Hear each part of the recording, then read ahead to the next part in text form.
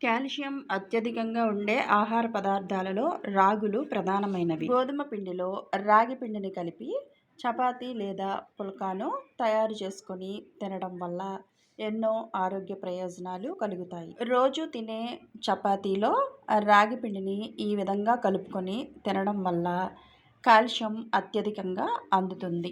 3 కప్పుల గోధుమ పిండిలో 1 కప్పు రాగి పిండిని కలుపుకొని కొద్దిగా సాల్ట్ని వేసుకొని చపాతీ పిండి కలిపినట్లుగా చక్కగా కలుపుకొని ఒక అరగంట సేపు నానబెడదాం.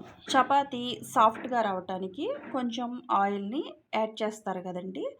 ఈ రాగి పిండిని కలపటం వలన ఆయిల్ యాడ్ చేయాల్సిన అవసరం లేకుండానే చపాతీ పిండి చాలా సాఫ్ట్గా ఉంటుంది. చపాతీలు పుల్కాలు చాలా పల్చగా చాలా మెత్తగా వస్తాయి. మీరు కూడా ఒకసారి ఇలా ట్రై చేసి టేస్ట్ ఎలా వచ్చిందో కామెంట్ చేయండి. అలాగే మన ఛానల్ని లైక్ చేయండి.